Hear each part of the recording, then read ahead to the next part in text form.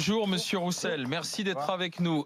Vous allez être reçu quand par l'exécutif, par le Premier ministre? À 13h. À 13h aujourd'hui. Parlez devant votre micro, ça sera mieux. Voilà, À 13h. À 13h tout à l'heure. Vous savez déjà ce que vous allez demander au chef du gouvernement, j'imagine. Qu'est-ce que vous allez lui dire? Eh bien, d'abord d'écouter ce que disent les Français, tout simplement, d'écouter et de faire. Et dans l'ordre des priorités, augmenter les salaires, les pensions, rétablir l'ISF, restaurer les services publics. Je pense que c'est les mesures sur lesquelles ils s'accordent tous. Donc pour vous, les Gilets jaunes veulent le programme du Parti communiste? Ah non, là c'est vous qui dites ça, Monsieur Truchot, faut pas pousser. Non mais là, ce bouchon, que vous êtes j'ai en pas train dit de ça. dire, c'est le programme du Parti communiste. Non. Ah, il se trouve que ce sont des mesures que nous proposons. Donc les Gilets jaunes reprennent les mesures du Parti communiste. Mais que demande le peuple? Mais où est-ce que vous avez vu que les Gilets jaunes voulaient le programme du Parti communiste? Dans les 42 mesures et propositions qu'ils ont envoyées aux députés et à tous les députés. Première proposition, 0 SDF. Deuxième proposition, augmenter le SMIC à 1300 €. Troisième proposition, dans l'ordre, il y en a 42. Sur les 42, j'en signe. Vous avez constaté que les 42, parfois certaines étaient en contradiction, étaient même parfois opposées. C'est un peu un fourre-tout, ces 42 propositions. Oh bah là, ça, c'est vous qui dites ça. Moi, j'ai pas trouvé. Moi, j'ai trouvé une forme de cohérence dans les mesures qui étaient proposées entre le SMIC, le salaire, les services publics, la démocratie. Il y a tout dedans, y compris la phrase. Plus d'impôts alors. Comment? Donc plus d'impôts. Ah ben, plus de taxes, plus de prélèvements. On peut augmenter les impôts de ceux qui payent l'impôt sur ceux qui ne payaient l'impôt sur la fortune. Voilà, ça c'est. Je vous ai ramené ça pour vous, Monsieur Truchot, Monsieur Marchal. C'est un mug. Je sais qu'il y a des mugs chez vous. Ça, c'est un mug qu'on a sorti. C'est Georges Marchais quand il disait en 81, au-dessus de 40 000 francs, on prend tout. Eh bien, c'est comme ça que l'impôt sur la fortune, il est arrivé, et c'est Mitterrand qui l'a mis en place en 1980 à l'issue de cette campagne. Vous êtes en train de m'expliquer qu'on est parti d'un mouvement anti-impôt, anti-fiscalité, à un mouvement qui devrait être communiste, en fait. Non, c'est pas quand même du tout. extraordinaire. Non, on est loin du mouvement originel des Gilets jaunes qui était, en gros, foutez-nous la paix, arrêtez de nous taxer, on veut simplement vivre dans le travail. Et là, vous êtes en train de m'expliquer, vous me parlez de Mitterrand, vous me parlez de Georges Marchais. Ne caricaturez pas extraordinaire. Les Gilets jaunes, comme beaucoup de Français demandent ce que vous dites, parce qu'en fait, vous êtes en train de récupérer un mouvement qui n'est pas le vôtre. Ils demandent une fiscalité juste. Ils demandent que les gros payent gros et que les petits. Pas ce qu'ils demandent, pardonnez-moi. Je vous parle des 42 propositions. Pas de porte-parole et qu'il n'y a pas pour l'instant de revendications officielles. Elles viendront en fin de semaine à partir du moment où ils seront structurés. Donc comment pouvez-vous vous faire le porte-parole d'un mouvement qui lui-même admet ne pas en avoir encore? Je reprends les propositions envoyées aux députés, que les gros payent gros et que les petits payent petits. Aujourd'hui, les Amazon, Apple, Google, les GAFA ne payent moins d'impôts que nos PME françaises. Quand même, l'impôt de solidarité sur la fortune, c'était 3,5 milliards qui rentraient dans les caisses de l'État, qui ne rentrent plus dans les caisses de l'État. On est d'accord. Pendant 2 ans, là, ça va nous coûter 6,4 milliards. Quoi, vous faites nom de la tête, M. Truchot, je suis désolé, c'est une réalité, ça. A fait plus fuir de contribuables en 30 ans que de rentrer de l'argent dans les caisses.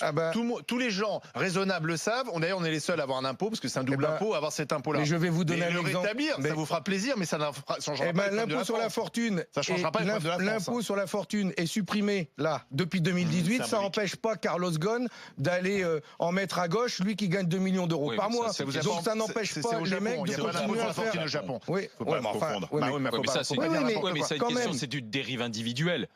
Ah ben dites, la dérive individuelle, elle coûte 80 milliards d'euros à la France avec tous ceux qui font de l'évasion fiscale. Pourtant, l'impôt sur la fortune, ils l'ont quand il y avait supprimé. l'impôt sur la fortune, je suis d'accord avec vous là, c'est pas. Non mais Monsieur Roussel, quand il y avait l'impôt sur la fortune, ça allait mieux au pouvoir d'achat. Non mais de dire dans la même phrase baisse de la fiscalité, rétablissement du service public. Fiscalité juste. Non mais et puis dire on va tout financer ça par l'évasion fiscale, vous n'êtes pas crédible. Il faut une fiscalité juste. Je crois qu'on ne peut pas demander tout et son contraire. Si on dit plus de services publics, plus d'action de l'État dans l'économie, on ne peut pas dire moins de fiscalité. C'est des règles économiques qui sont... J'y peux rien, c'est pas moi qui les ai inventées, c'est comme écoutez, ça. Si on dit plus de fiscalité, ok, on pourra mettre plus de services publics. Je vais abattre mes cartes. Wow. Je suis député de la commission des finances. Nouveau député. J'étais pas avant. J'ai découvert ce que c'était et comment le budget de la France était fait. Et je suis arrivé donc en même temps que M. Macron.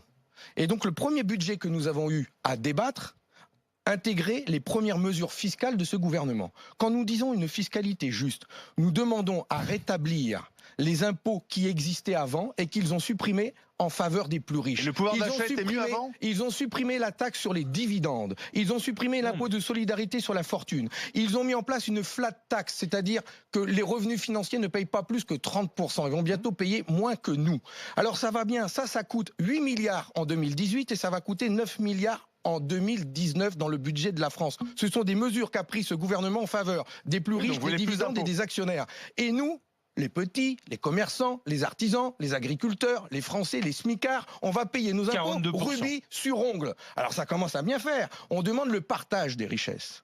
On demande le partage des richesses. Que les gros payent gros, que les petits payent petits. Ça, c'est pas moi qui le dis.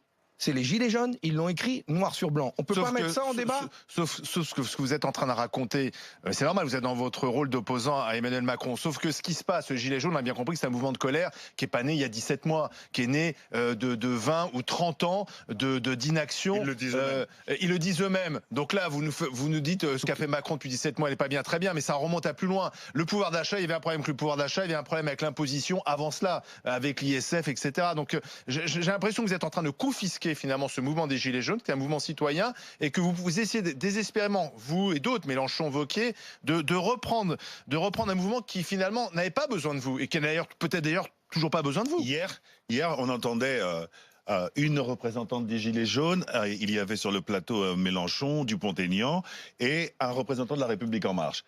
Dupont-Aignan et le représentant de la République En Marche commençaient, comme ça, une jouxte verbale, à se balancer des vannes sur le plateau. Et la gilet jaune qui était là dit, mais attendez, mais vous ne comprenez pas que ce spectacle-là, on n'en veut plus, ni de vous qui essayez de récupérer en nous défendant, ni de vous qui êtes hors sol.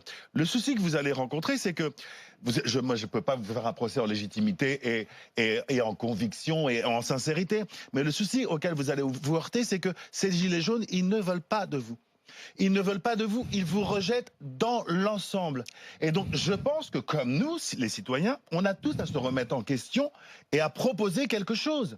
Et ça n'est pas le cas, là. Quand vous arrivez sur le plateau et vous nous ressortez les revendications qu'ils ont, ça ne sert à rien. Non, David, oui, vous comprenez alors, Monsieur Roussel, Monsieur Roussel, Monsieur Roussel répondre. Ah ben parce que il y a une chose, il y a un problème dans ce pays, c'est qu'on met les politiques dans le même sac.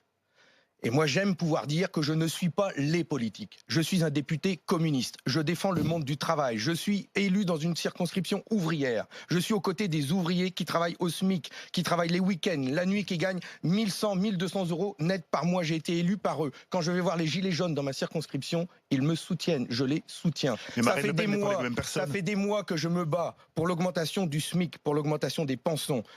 J'ai dénoncé la hausse de la CSG pour les retraités. Dupont-Aignan aussi. Et alors, Dupont-Aignan, c'est Dupont-Aignan, moi, c'est moi. Et moi, je sais ce que je défends et je sais de quel côté je suis. Il se mène dans ce pays une bagarre entre ceux qui défendent le capital et les riches et ceux qui demandent une meilleure répartition des richesses. Ça veut dire... Et ce qui vous donne raison là-dessus, c'est qu'au début, les Gilets jaunes, on leur reprochait de reprendre les thèses du Front National et qu'aujourd'hui, les Gilets jaunes, ce qu'ils disent, c'est à peu près votre programme à vous. Mais ce et que je disent pense Micro-Aignan et Marine Le qu'aujourd'hui, Pen aussi. la vraie fracture, elle est là. Ouais. Elle est entre les gens... Oui, mais Dupont-Aignan avec. Non, mais ça veut dire que c'est bien 40 ans de politique que les gens rejettent aujourd'hui, dont le Parti Sauf communiste. que ces mêmes gens, et depuis quand David communiste, ces mêmes gens, ils ont élu quelqu'un qui devait faire appliquer le nouveau monde, qui balayait l'ancienne politique. Et si les gens ils sont dans la rue et ils se durcissent aujourd'hui, c'est parce que le nouveau monde, ils se sont rendus compte qu'avec le nouveau monde, il y avait une poignée de sable, quoi. C'est ça qui les embête. C'est qu'aujourd'hui, ils ont été floués par quelqu'un qui leur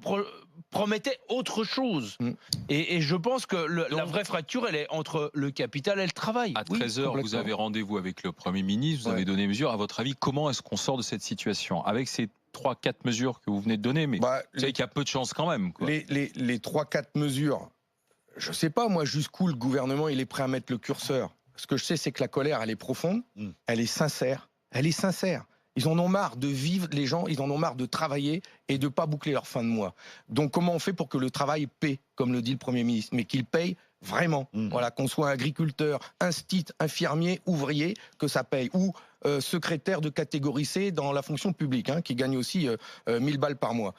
Donc, le gouvernement, il doit annoncer des mesures fortes pour le salaire, pour la pension, et c'est tout. Au moins ça, et la suspension des taxes sur l'essence et le diesel, puisque c'est ça qui va gréver le pouvoir d'achat des Français à partir du 1er janvier. Et il y en a pour 3 milliards. C'est pour ça qu'on dit que de rétablir l'ISF, ça rapporte 3 milliards. Oui, c'est le montant de la hausse des taxes. Oui, c'est l'équivalent. Donc, ou on le fait payer à 8 millions de Français qui ont besoin de leur voiture pour aller travailler, ou on le fait payer aux 358 000 familles votre augmentation des salaires, comment vous faites l'augmentation des salaires? Expliquez-moi. Eh bien, je vais vous dire. Dans un pays qui est déjà plombé par les charges et les taxes. En 2019, c'est l'année où on peut faire cette augmentation de salaire. Parce qu'en 2019, le gouvernement a prévu double ration de CICE, le crédit impôt compétitivité emploi. Normalement, c'est 20 milliards d'euros par an d'aide publique versée aux entreprises sans rien leur demander. En 2019, ce sera 40 milliards sous forme de baisse de cotisation et de crédit d'impôt. Eh bien, il faut profiter que ces 40 milliards arrivent chez les entreprises en les ciblant. Comment se fait-il que les banques perçoivent du CICE? Comment se fait-il que Auchan, Carrefour, ceux qui distribuent des dividendes perçoivent des aides publiques? Ce que vous citez, parce que les emplois. Mais bien sûr. Comment moi qui gère une PME, je fais pour doubler le salaire de mon salarié? Ne faudrait-il pas donner le CICE à ceux qui en ont besoin et ne plus le verser à ceux qui n'en ont pas besoin et qui versent des dividendes à leurs actionnaires? On va verser du CICE à Total. Par exemple, on va verser du CICE à la BNP. Non mais on marche sur la tête. Versons du CICE aux PME, aux coiffeurs, aux bouchers du coin, à nos PME, à nos TPE. Ceux qui en ont besoin pour augmenter les salaires. Et quand on remet des salaires dans l'économie, les ouvriers qui vont gagner 200 € de plus par mois, ils vont pas aller faire de l'évasion fiscale. Hein. Ils réinjectent dans l'économie. Ça fait tourner la machine. Vous restez avec nous, Fabien Roussel, le numéro 1 du Parti communiste. On parle de votre rencontre à venir avec Édouard Philippe. C'est à 13h tout à l'heure, c'est dans 1h30. La manière de sortir du conflit des Gilets jaunes. À tout de suite en direct sur RMC et RMC Story. RMC, 9h midi.